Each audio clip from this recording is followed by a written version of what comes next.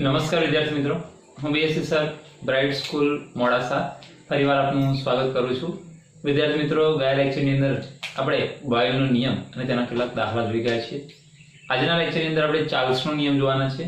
એ ચાર્લ્સનો નિયમ જોતા પહેલા એક ટોપિક સમજવો જરૂરી છે જે ચાર્લ્સના નિયમ સાથે સંલગ્ન છે, એટલે કે કનેક્ટેડ છે. એને સમજી લઈએ, પછી આજે આપણે ચાર્લ્સનો નિયમ સમજીશું અને એના એક્ઝામ્પલ સમજીશું. તો જે ચાર્લ્સના નિયમ સાથે સંકળાયેલ છે એવો એક ટોપિક જેને આપણે કહીશું નિરપેક્ષ શૂન્ય તાપમાન. નિરપેક્ષ શૂન્ય તાપમાન અથવા તમે એને કેલ્વિન માપક્રમ કહેશો. પરીક્ષામાં પ્રશ્ન પૂછાઈ શકે એવો છે કે નિરપેક્ષ શૂન્ય તાપમાન અથવા કેલ્વિન માપક્રમ સમજાવો. એની નોટ્સ તમને મળી ગઈ હશે, બરાબર, પરંતુ એને સમજી લઈએ. નોટ્સમાંથી તમે લખી શકશો, પરંતુ નિરપેક્ષ શૂન્ય તાપમાન શું છે અને અથવા કેલ્વિન માપક્રમ શું છે એ સમજી લઈએ. ત્યાર પછી આપણે ચાર્લ્સના નિયમ સમજવા માટે ખૂબ જ ઉપયોગ બનશે. તો ગયા લેક્ચરની અંદર મેં વાત કર્યું કે જે ચાર નિયમ જે છે એ ચાર નિયમ ચાર બાબતોને આધારે છે: તાપમાન T, દબાણ P, કદ V અને દ્રવ્યનો જથ્થો N. આ ચારની અંદરથી કોઈ પણ બે બાબત કેવી હશે? અચળ હશે. જ્યારે બાકીની બે બાબતોને આધારે આપણે નિયમને આજે સમજવાનો પ્રયત્ન કરીશું, બરાબર છે. તો આની અંદર દબાણ P અને દ્રવ્યનો જથ્થો N અચળ રાખવામાં આવશે. એટલે કે જેનો દ્રવ્યનો જથ્થો અચળ છે તે અને અચળ દબાણે તાપમાન T અને કદનો V નો સંબંધ મેળવવામાં આવશે. તો સમજી લઈએ કે શું છે, તો સમજીએ. તો શું કરવામાં આવ્યું શરૂઆતમાં? તો વૈજ્ઞાનિકોએ શું કર્યું? તો શરૂઆતની અંદર કે નિશ્ચિત જથ્થો લીધો, નિશ્ચિત વાયુનો જથ્થો એટલે કે આપણે એને n દ્વારા દર્શાવીએ છીએ. એટલે જે વાયુનો જથ્થો છે એ નિશ્ચિત રાખ્યો. ત્યારબાદ દબાણ પણ અચળ રાખવામાં આવ્યું. અચળ દબાણ પણ કેવું રાખવામાં આવ્યું? અચળ રાખવામાં આવ્યું. અને તાપમાન T અને કદ V આ બંનેનો સંબંધ મેળવવા માટે ઘણા બધા પ્રયોગો કરવામાં આવ્યા. એટલે નિશ્ચિત જથ્થાનો વાયુ લીધો આપણે, દબાણ પણ એનું અચળ રાખ્યું અને દબાણ અને જથ્થો અચળ રાખીને તાપમાન T અને V નો ઘણા બધા પ્રયોગો કર્યા. એ બંને વચ્ચે ઘણા બધા પ્રયોગો કર્યા કે બંને વચ્ચે સંબંધ શું છે એ દર્શાવવા માટે પ્રયોગો કર્યા. આ પ્રયોગોને આધારે એમણે કેટલાક અવલોકનો પણ નોંધ્યા. શું કર્યું એમણે? ઘણા અવલોકનો પણ નોંધ્યા. અને અવલોકન નોંધ્યા પછી એમને ખ્યાલ આવ્યો કે તાપમાન T અને V આ બંને વચ્ચેનો જે સંબંધ છે એ બંને વચ્ચેના સંબંધને એમણે ચાર્લ્સનો નિયમ કીધો.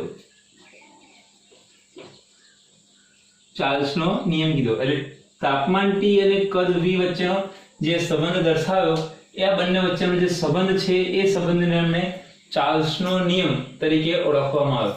એટલે એમણે જે નિશ્ચિત જથ્થાનો વાયુ લીધો હતો, દબાણ અચળ રાખ્યું હતું, એવા વાયુઓનું તાપમાન T બદલતા ગયા, સામે કદમાં 100 ફેરફાર થયો, એ નોંધતા ગયા. અને એ નોંધતાને આધારે છેલ્લે એમને ખ્યાલ આવ્યો કે તાપમાન T અને કદ V વચ્ચેનો જે સંબંધ છે એ સંબંધને એમણે નામ આપ્યું ચાર્લ્સનો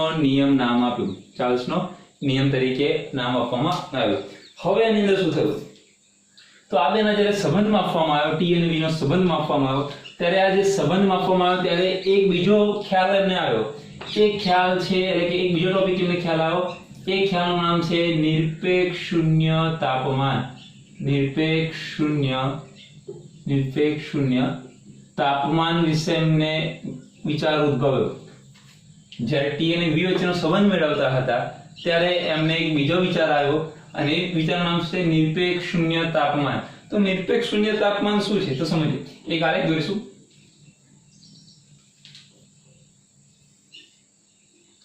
આલેખ થોડો વ્યવસ્થિત દોરવાનો પ્રયત્ન કરીશું. અહીંયા લઈશું કદ v,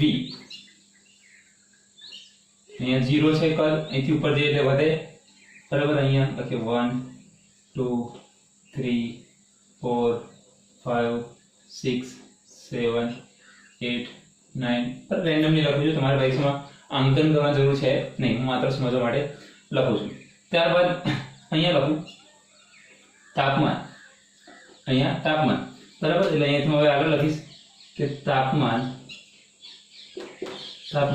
સેલ્સિયસમાં, તાપમાન સેલ્સિયસમાં. તો અહીંયા લખીશ -300,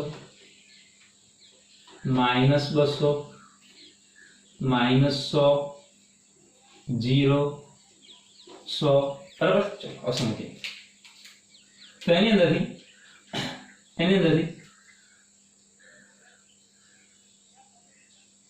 અહીંયા, બરાબર. આ મળ્યું આપણને પહેલું P1, દબાણ અચળ છે. ત્યાર પછી અચળ છે એટલે કોન્સ્ટન્ટ લાઈન છે, અચળ. ત્યાર પછી અહીંયા બીજું મળ્યું P2, અહીંયા ત્રીજું મળે છે P3, અહીંયા ચોથું મળે છે P4. દબાણ તો બધા અચળ છે, P1 P2 P3 દબાણ બધા અચળ છે. એટલે એમને ખ્યાલ કે તાપમાન T અને V આ બંને વચ્ચેનો આલેખ દોરો, અને આ આલેખની અંદર દબાણ પણ અચળ છે એટલે આ બંને અચળ તો મળ્યું, દબાણ અચળ તો મળ્યું. પરંતુ જે P1 P2 P3 આ ત્રણના જે આલેખ મેળવવામાં આવ્યા એમાં P1 P2 છે, P2 P3 છે ને P3 P4 છે. સમજો આવે છે, બહુ સમજવાની છે. એટલે દબાણ તો અચળ છે, ચારે ચાર દબાણ અચળ છે, ચારે ચાર જે આલેખ માપન કરવામાં આવ્યું એ તો અચળ છે. પરંતુ આ ચારની અંદર આ જે રેખા છે એને આગળ લંબાવવામાં આવી, આ રેખાને આગળ લંબાવવામાં આવી આ જગ્યાએ, અને પણ આગળ લંબાવશે તો આ જગ્યાએ, અને આગળ લંબાવવામાં આવે તો આ જગ્યાએ. તો આ એવી એક જગ્યા બની કે ચારે ચાર જ્યાં ટચ થાય છે, એટલે અહીંયા આગળ તો આપણને ખબર છે અહીંયા તો શું આવશે 0, અહીંયા તો કેવું આવશે 0. તો આ એક એવું તાપમાન છે કે જ્યાં કદ કેવું બની જાય 0 બને છે, જ્યાં કદ 0 બને છે, જ્યાં કદ 0 બને છે. તો જે આ તાપમાન છે એ તાપમાન હતું -273.15 સેલ્સિયસ. એનો મતલબ એવો થયો કે -273 સેલ્સિયસ તાપમાને, -273 સેલ્સિયસ તાપમાને જે કદ છે કદ કેવું થઈ જાય છે 0 થાય છે. શું થાય છે 0 થઈ જાય છે. એટલે વાયુનું કદ -273 સેલ્સિયસ તાપમાને કદ 0 થઈ જાય છે. એટલે એ તાપમાને નિરપેક્ષ શૂન્ય તાપમાન તરીકે ઓળખવામાં આવે છે. ઓળખવામાં આવે છે નિરપેક્ષ શૂન્ય તાપમાને. હવે એમ કહીએ છીએ કે જે તાપમાને કદ 0 થઈ જાય છે તે તાપમાનને આપણે નિરપેક્ષ શૂન્ય તાપમાન કહીએ છીએ. આલેખની અંદર એમને બીજી બાબત કઈ જ નહોતી. તો આલેખની અંદર જોયું કે આંથી આ સાઈડ જઈએ તો તાપમાન વધે છે, -300 છે, -200, 100, -100, 0, 100 આમ વધે છે. ઉપર જઈએ તો કદ વધે છે. તો જેમ જેમ હું આ સાઈડ જોઉં, જેમ જેમ હું કદ તાપમાન વધારતો જઈશ એમ એમ રેખા ઉપર આવે છે. એટલે પહેલા 1 હતું, પછી આગળ જઈશ તો 2, પછી આગળ જઈશ તો 3, આગળ જઈશ તો 4, આગળ જઈશ તો 5. જેમ જેમ તાપમાન વધે છે એમ એમ એનું કદ પણ વધે છે. બે બાબતોને ખ્યાલ આવે કે જેમ જેમ તાપમાન વધે છે તેમ તેમ એનું કદ પણ વધે છે. એટલે T વધે તો કદ પણ વધે છે. જો પાછો આવું તો તાપમાન ઘટે તો કદ પણ ઘટે છે. એટલે જો T ઘટે તો કદ પણ ઘટે. એટલે આ બંનેના કારણે આધારે કહી શકીએ કે તાપમાન T ચલે છે V. એટલે તાપમાન T એના કદ પર આધારિત છે, અથવા કદ તેના તાપમાન પર આધારિત છે. એટલે બંને બીજા પર આધારિત છે. જેમ જેમ તાપમાન વધશે એમ એનું કદ વધશે, જેમ જેમ એનું કદ વધશે એમ એનું તાપમાન વધશે. એ ટૂંકમાં એકબીજાની પર સપ્રમાણતા છે, એટલે બંને પર આધાર રાખે છે. આ આલેખ પરથી બે બાબતોને ખ્યાલ આવે, બે બાબતો ખ્યાલ આવે. પહેલી બાબત કઈ છે, તો જે દબાણ અચળ મળે છે એ દબાણની અંદર જેમ જેમ તાપમાન ઘટે છે તો કદ પણ ઘટે છે. જો નીચે આવો તો આ સાઈડ આવશો તો તાપમાન ઘટશે, આ સાઈડ ઉપરથી નીચે જશો તો કદ ઘટશે. જેમ જેમ કદ ઘટશે તાપમાન ઘટશે એમ કદ ઘટશે, જેમ જેમ તાપમાન વધશે એમ કદ વધશે. એટલે કહી શકીએ કદ તેના તાપમાનના સમપ્રમાણમાં હોય છે. બીજી એક બાબત કઈ ખ્યાલ આવી? તો બીજી બાબત ખ્યાલ આવી કે જ્યાં કદ અને અચળમાં છે, જે દબાણ અચળ મળે છે એ દબાણની રેખાને, આ જે રેખા છે એને હું આગળ લંબાવતો જાઉં તો એ એવી જગ્યાએ છેદશે કે જ્યાં કદ 0 બની જશે. જ્યાં કદ 0 થશે તો એ તાપમાનને કેવું છે -273.15 સેલ્સિયસ, કે જેને આપણે શું કહીએ છીએ કેલ્વિન તાપમાન અથવા નિરપેક્ષ શૂન્ય તાપમાન કહીએ છીએ. તો આ સમજૂતી બ્રિટિશ વૈજ્ઞાનિક લોર્ડ કેલ્વિન નામના વૈજ્ઞાનિકે આપેલ હોવાથી એને કેલ્વિન માપક્રમ કહે છે. આ બધી સમજૂતી લોર્ડ કેલ્વિન નામના વૈજ્ઞાનિકે આપેલ હોવાથી આ આલેખને અથવા આ સમજૂતીને આપણે શું કહીશું? કેલ્વિન માપક્રમ તરીકે ઓળખીશું. અને નિરપેક્ષ શૂન્ય તાપમાન એટલે તો એવું એક તાપમાન કે જ્યાં કદ 0 થઈ જાય છે એને આપણે -273.15 સેલ્સિયસ ને શું કહીશું? નિરપેક્ષ શૂન્ય તાપમાન કહે છે. હજુ જો મને આગળ લંબાવતો જાઉં તો કદ અહીંયા 0 છે, આગળ અંદરું તો આગળ -1 -2 -3 આગળ કઈ આવશે? આગળ -2 કે 2.5 ની આસપાસ આવશે, જે આપણી માટે કંઈ કામનું છે નહીં, કારણ કે માઈનસ થઈ જશે. એટલે આપણને એવું એક તાપમાન કે જ્યાં કદ 0 થઈ જાય છે, એ તાપમાનને આપણે નિરપેક્ષ શૂન્ય તાપમાન અથવા તો કેલ્વિન માપક્રમ કહીએ છીએ. તો આ વાત કરીએ આપણે કે નિરપેક્ષ શૂન્ય તાપમાન કોને કહેવાય, કેલ્વિન માપક્રમ કોને કહેવાય, આની સમજૂતી મેળવી છે. મિત્રો આના આધારે તમારે કેલ્વિનના આધારે એટલે કે કેલ્વિન માપક્રમ અને નિરપેક્ષ શૂન્ય તાપમાનના આધારે તમારે ચાર્લ્સનો નિયમ સમજવો પડશે. તો ચાર્લ્સના નિયમની અંદર કોની વાત કરે છે કે તાપમાન T અને કદ V નો આધારિત વાત કરે છે. પરંતુ અહીંયા તમને ખ્યાલ આવી ગયો કે V કોના સમપ્રમાણમાં છે? તાપમાનના સમપ્રમાણમાં છે. તો આપણે હવે જોઈશું ચાર્લ્સનો નિયમ. ચલો મિત્રો હવે ચાર્લ્સનો નિયમ સ્ટાર્ટ કરીએ. તે પહેલા એક બીજો પણ નાનો ટોપિક જે અગત્યનો છે એ સમજી લઈએ, આની સાથે સંકળાયેલો છે, બરાબર? તો એ ટોપિક જે છે એ કંઈક આવો છે કે કેલ્વિન અને સેલ્સિયસ વચ્ચેનો સંબંધ. કેલ્વિન અને સેલ્સિયસનો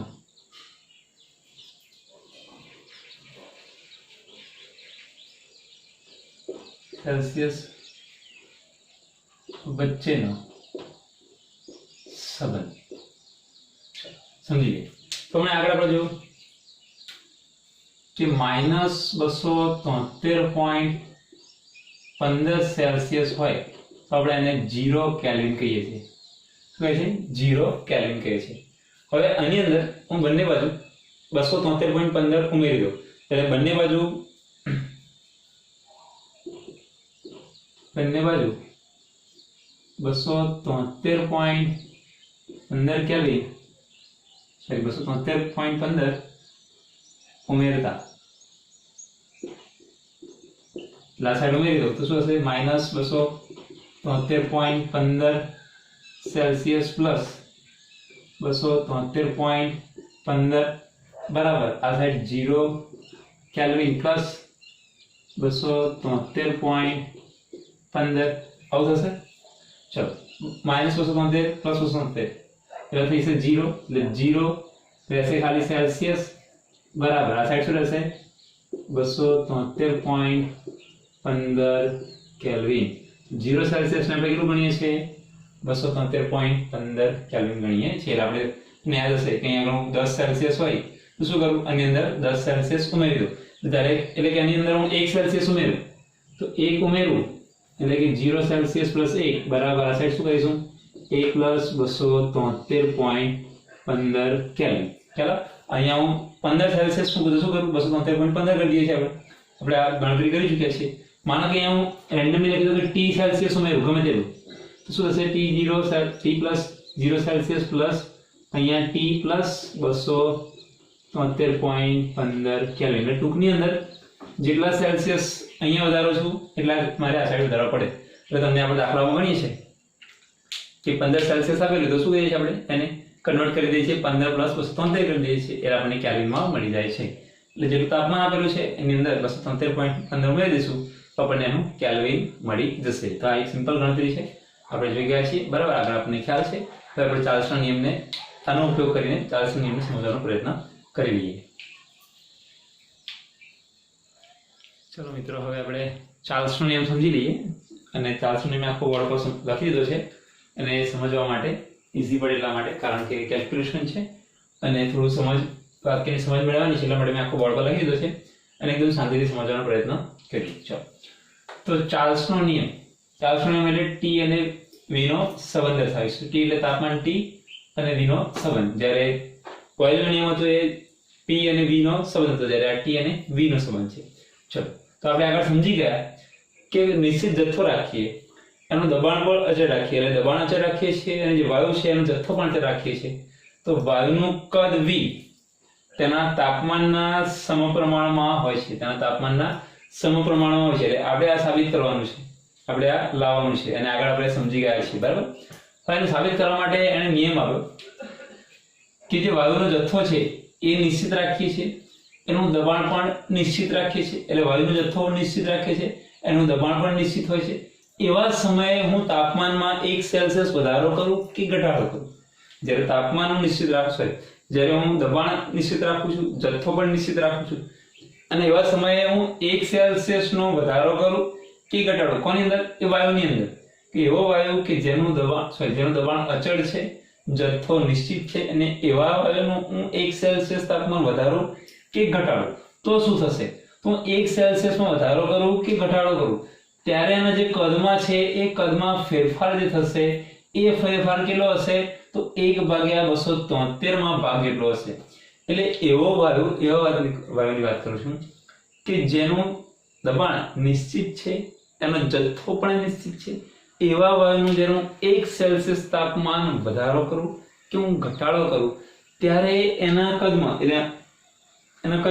એટલે સેલ્સિયસ તાપમાનની અંદર હું 1 સેલ્સિયસ વધારો કરું છું કે ઘટાડો કરું છું ત્યારે એના કદમાં કેટલો ફેરફાર થશે? તો એના કદમાં 1/273 માં જેટલો ફેરફાર થશે. તો આ વાત કરીએ એના નિયમની. તો નિયમ એવું કહે છે કે જ્યારે હું દબાણ અચળ રાખું છું, જથ્થો જે લીધેલો છે એ પણ અચળ રાખું છું, અને એવા સમયે હું જે વાયુ છે એનું સેલ્સિયસમાં વધારો કરું, એટલે 1 સેલ્સિયસ વધારો કરું અથવા 1 સેલ્સિયસ ઘટાડો કરું ત્યારે જેના કદમાં ફેરફાર થવાનો છે કેટલો છે? 1/273 માં ભાગ જેટલો હશે.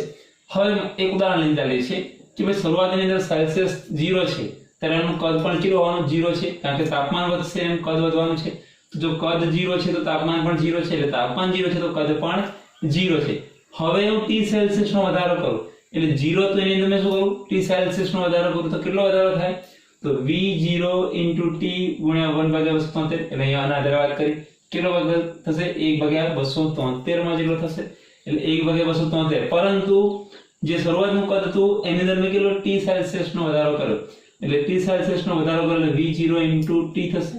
અને એનો ભાગ કેટલો હતો? અહીંયા 1/273 મો ભાગ હતો. 1/273 મો ભાગ હતો, એટલે 0 સેલ્સિયસમાં એનું કદ V0 અને ભાગમાં કેટલો હતો? 1/273 હતો. એટલે મેં જ્યારે T સેલ્સિયસ નો વધારો કર્યો તો T × V0 × 1/273, એટલે આપણને કંઈક આવું સાદુરૂપ મળે. હવે હું T સેલ્સિયસ તાપમાને કુલ કદ કેટલું થશે? જે વધારો કર્યો હવે કુલ કદ કેટલું થશે? તો આપણે કુલ કદ કરીએ તો જે મૂળ કદ હતું V0 હતું એની અંદર આપણે વધારો થયો તો V0 પ્લસ જે આપણને સાદુરૂપ મળ્યું આપણને કે V0 T × 1/273 એ લખ્યું, એટલે 1 છે એટલે V0 × T એની સાથે ગુણી દઈએ એક સાથે એટલે જવાબ એનો જ આવશે. એટલે V0 × T / 273 એટલે આપણને આ પાર્ટ મળશે અને આગળ આપણે કુલ કદ ગણીએ છીએ એટલે V0 અંદર ગણી લઈશું, એટલે કે આપણને આવું સૂત્ર મળશે. હવે એની અંદર મારે વાયુનું કુલ કદ VT ગણવું છે તો હું કુલ કદ કેવી રીતે ગણીશ? તો V0 + V0 × T / 273 એ મળશે. આની અંદર અહીંયા V0 છે, અહીંયા પણ V0 છે, બંનેને હું કોમન લઈ લઉં તો V0 બહાર લઈ લીધું એટલે શું થઈ ગયું? તો V0 ની જગ્યાએ 1, હવે અહીંયા V0 1 × T એટલે માત્ર T રહેશે / 273. V0 ને બહાર લઈ લીધું. હવે નીચે 273 છે તો અહીંયા ગુણાશે તો 273 × 1 273 ગુણ્યા 1 એટલે 273 પ્લસ t ભાગ્યા 273 આપણને અવસાદ રૂપ મળશે અને જેને મેં આપણે સમીકરણ નંબર 1 કહી દીધું. હવે જે આ સમીકરણ છે એ સમીકરણની અંદર ઉપર 273 પ્લસ t છે એ t ને હું કહીશ કેપિટલ T સ્મોલ t એટલે કેલ્વિન તાપમાન. જે 273 છે એને હું કહીશ T0 એટલે જે આ 273 પ્લસ t છે એને હું શું કહીશ કેપિટલ T સ્મોલ t દ્વારા દર્શાવીશ અને 273 છે એને હું T0 મૂકીશ. તો સમીકરણ કેવું થશે? તો સમીકરણ કે VT બરાબર V0 પછી અહીંયા શું મૂકીશ કેપિટલ T સ્મોલ t ભાગ્યા T0 એટલે મને થઈ ગયું કેપિટલ T જે T0 એ સમીકરણ આવું મળ્યું. આ સમીકરણની અંદર હું V0 ને અંદર ગુણી દઈશ તો થશે V0 tt ભાગ્યા T0 સમીકરણ આવું બનશે. આ સમીકરણને હું બે રીતે લખી શકું. V0 ને એના છેદમાં લઈએ તો શું થશે તો VT/V0 બરાબર IT/T0 આ મળશે. આ બંનેનો જવાબ કેટલો મળશે K2 K2 આ બંનેનો કેટલો છે અચળ. K2 શું છે અચળ છે બીજો નિયમ છે. તો પહેલા નિયમ માટે આપણે K1 લખતા બોઇલર નિયમ માટે ત્યારે બીજા નિયમ માટે શું લખીશું K2 એટલે કે અચળ મળશે.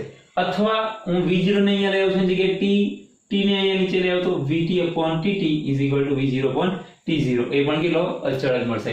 એટલે સમીકરણ 2 અને 3 પરથી કહી શકીએ કે આપણે લખવું હોય તો શું લખી શકીએ V/T તો લખાય V/T તો શું લખીશ V/T બરાબર K2 અને આ t ને અહીંયા લઈ જાવ તો શું થશે તો V બરાબર K2 * T આ સપ્રમાણતા અચળાંક છે એને હટાવી દો તો શું થશે V એટલે છે T એટલે તાપમાન અને કદ એકબીજાના સમપ્રમાણમાં છે એમ કહી શકીએ. તો આપણે ચાર્લ્સના નિયમની સમજૂતી આપણે મેળવી ચૂક્યા છે. છેલ્લે ચાર્લ્સના નિયમમાં વાત કરી હતી કે કદ વાયુનું કદ કયું વાયુનું કદ તો જેનો જથ્થો અચળ છે એટલે કે નિશ્ચિત જથ્થો n અને દબાણ અચળ એટલે કે p જ્યારે હોય ત્યારે વાયુનું કદ તેના તાપમાનના સમપ્રમાણમાં હોય છે જેને આપણે ચાર્લ્સના નિયમથી ઓળખીએ છીએ. હજુ આપણે એને આલેખ દ્વારા સમજૂતી મેળવી લઈએ. મિત્રો હવે આપણે ચાર્લ્સનો નિયમ આલેખ દ્વારા સમજૂતી મેળવી લઈએ. આગળ આપણે ચર્ચા કરી રહ્યા છે કે ચાર્લ્સનો નિયમ T અને V વચ્ચેનો સંબંધ દર્શાવે છે. એટલે કે અચળ દબાણે નિશ્ચિત સ્થાન જે વાયુ છે એનું કદ V તેના નિરપેક્ષ તાપમાનના સમપ્રમાણમાં હોય છે એવો આપણે નિયમ સમજી ગયા છે. આલેખ દ્વારા સમજૂતી મેળવીએ તો આલેખમાં શું દર્શાવ્યું છે એક બાજુ મેં તાપમાન દર્શાવ્યું છે K કેલ્વિન એક ઉપર કદ V મીટરમાં દર્શાવેલું છે મેં. હવે શું થશે તો V વધે તો T વધવો જોઈએ V ઘટે તો T પણ ઘટવો જોઈએ. તો અહીંથી ઉપર તરફ જઈએ તો V વધશે આ સાઈડે તો T વધશે બરાબર.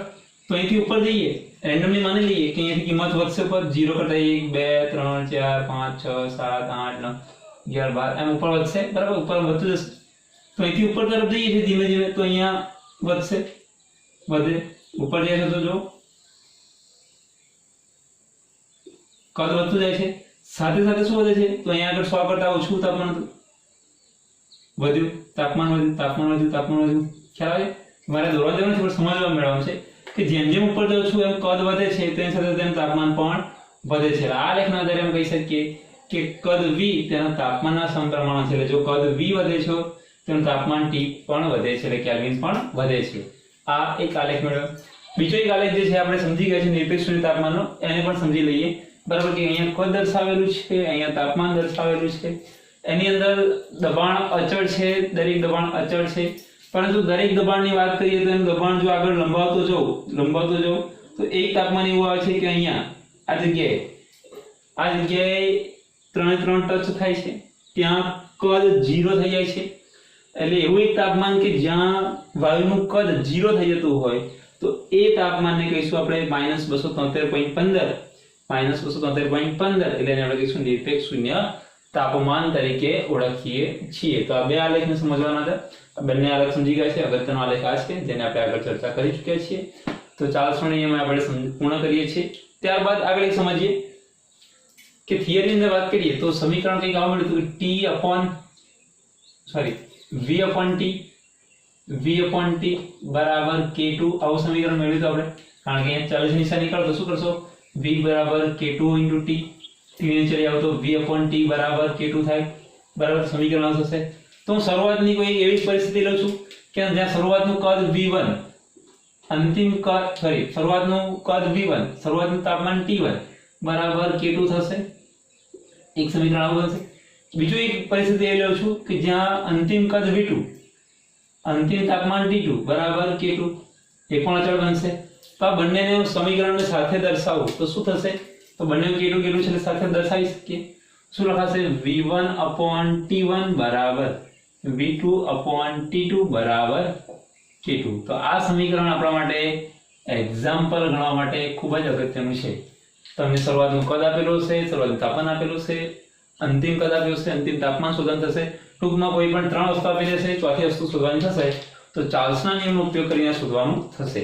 તો આપણે ચાર્લ્સના નિયમના આધારે ઉપયોગ કરીશું. બોયલના નિયમની અંદર શું હતું? તો P1 V1 = P2 V2 જેના આધારે આપણે શોધતા. જ્યારે ચાર્લ્સના નિયમમાં યાદ રાખજો V1/T1 = V2/T2. તો આપણે હવે જોઈશું આ સમીકરણના આધારે આપણે ચાર્લ્સના દાખલા જોઈશું. ચલો મિત્રો હવે કોયડો નંબર 5.2 ઉદાહરણ નંબર 5.2 જોઈએ. સિમ્પલ એક્ઝામ્પલ છે. એક જ એક્ઝામ્પલ ગણવાનો છે. એક હોમવર્કમાં આપવાનો છું એક્સ્ટ્રા એક્ઝામ્પલ. ચલો તો આપણે એક સિમ્પલ ઉદાહરણ લઈએ કે આપણી પાસે એક ફુગ્ગો છે. એ ફુગ્ગો ક્યાં છે? તો પેસિફિક મહાસાગરનું આપણું જહાજ છે. એ જહાજની અંદર જ્યાં તાપમાન 23.4 સેલ્સિયસ છે, એટલે પેસિફિક મહાસાગરની તાપમાન કેટલું છે? 23.4 સેલ્સિયસ છે. ત્યાં આપણી પાસે એક ફુગ્ગો છે. એ ફુગ્ગામાં 2 લીટર વાયુ ભરેલો છે. એટલે પેસિફિક મહાસાગરની અંદર જે ફુગ્ગો છે આપણી પાસે એની અંદર 2 લીટર વાયુ ભરેલો છે અને તાપમાન આપેલું છે 23.4 સેલ્સિયસ. હવે જહાજ ધીમે ધીમે જતા હિન્દ મહાસાગર પહોંચી જાય છે. ત્યાંનું તાપમાન 26.1 સેલ્સિયસ છે. આના કરતાં તાપમાન ત્યાં વધારે છે. ફુગ્ગાનું કદ કેટલું હશે ત્યારે આપણે આ ગણવાનું છે. ચલો તો સમજીએ કે શરૂઆતની અંદર તાપમાન કેટલું આપ્યું હતું? 23.4 સેલ્સિયસ. ત્યારે ફુગ્ગાનું કદ v1 2 લીટર હતું. પછી થયું 26.1 સેલ્સિયસ. તો ફુગ્ગાનું કદ કેટલું હશે? v2 શોધવાનું છે. એટલે આપણે શરૂઆતનું તાપમાન વાત કરીએ. શરૂઆતનું તાપમાન t1 તો કેટલું આપેલું છે? 23.4 સેલ્સિયસ. પરંતુ આપણે કેલ્વિનમાં શોધવાનું એટલે +273 કેલ્વિન કરવા. 73 કેલ્વિન કરવા અથવા 273.15 રહેશે તો પણ ચાલશે, પણ એપ્રોક્સિમેટલી આપણે 273 લઈશું. બરાબર છે. તો આપણને મળશે એક્ઝેક્ટલી 296.4 કેલ્વિન મળશે. ત્યારબાદ એ સમયનું કદ કેટલું હતું? તો 2 લીટર. ત્યારબાદ T2 તાપમાન કેટલું થયું? તો 26.1 સેલ્સિયસ પ્લસ 273 કેલ્વિન. કેટલું થશે? તો જોઈએ 299.1 થશે. 299.1 કેલ્વિન થશે. બરાબર છે. કેલ્વિન કેપિટલ કે લખાશે. ચાલો તો અંતિમ કદ શોધવાનું છે. અંતિમ કદ શોધવાનું છે. તો આપણને ખબર છે કે ચાર્લ્સના નિયમ મુજબ ચાર્લ્સનો નિયમ શું છે? આપણે સમજી ગયા છે. ચાર્લ્સનો નિયમ શું છે?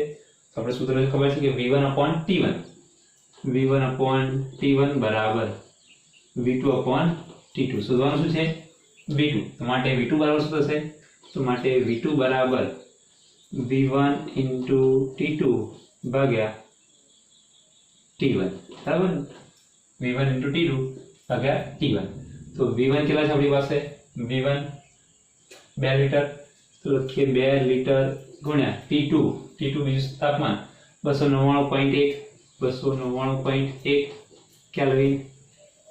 બરાબર છે. ભાગ્યા t1 કેટલું છે? 296.4 કેલ્વિન. 296.4 કેલ્વિન. કેલ્વિન કેન્સલ અને સાદુરૂપ આપશો તો સાદુરૂપ આપવાથી 2.018 લીટર તમને કદ મળશે. બરાબર છે. એટલે બીજા કરતા એનું કદ વધારે મળશે. જાદુ થઈ ગયો. ફુગ્ગો નાનો છે, થોડો મોટો થશે. એવું ફુગ્ગો પેસિફિક મહાસાગરમાં નાનો હશે, હિન્દ મહાસાગરમાં મોટો થઈ જશે. એવું થશે ના, પરંતુ કદમાં બહુ ડિફરન્સ થતો નથી. જો પહેલા 2 લીટર એક્ઝિટ હતું એની જગ્યાએ થઈ 2.018. બહુ વધારે થતો નથી. પછી કોઈને મને પ્રશ્ન થાય કે સાહેબ ફુગ્ગો પહેલા આટલો હતો પેસિફિક મહાસાગરમાં, તો હિન્દ મહાસાગરમાં જે રાવડો મોટો થઈ ગયો ઓટોમેટિક હવા ભર્યા વગર. એવું થતું નથી. ડિફરન્સ છે એ બહુ ખૂબ જ નાનો હશે. બરાબર છે. એટલે ફુગ્ગો આટલો છે તો મોટો થઈ જશે નહીં. પરંતુ આ એક એક્ઝામ્પલ છે, નોર્મલી લાઈફનું એક્ઝામ્પલ છે. તમે અહીંયા ગણી શકો છો. બરાબર. આનું ઉદાહરણ બીજું તમારી જાતે એક્સ્ટ્રા એક્ઝામ્પલ છે.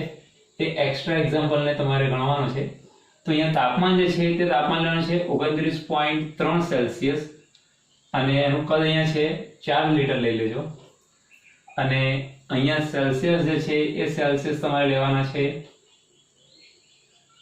35 સેલ્સિયસ અને તમારે કદ શોધવાનું છે બરાબર આ એક એક્સ્ટ્રા એક્ઝામ્પલ ચેન્જ કરી લેજો અહીંયા આગળ 29.3 4 લીટર 35 સેલ્સિયસ બરાબર તો ચાર્લ્સનો નિયમ અહીંયા આપણે પૂર્ણ કરીએ છીએ અને એક્ઝામ્પલ એક મેં ગણે છે એક તમને આપેલો છે આવતા લેક્ચરની અંદર બીજા બે નિયમો જોઈશું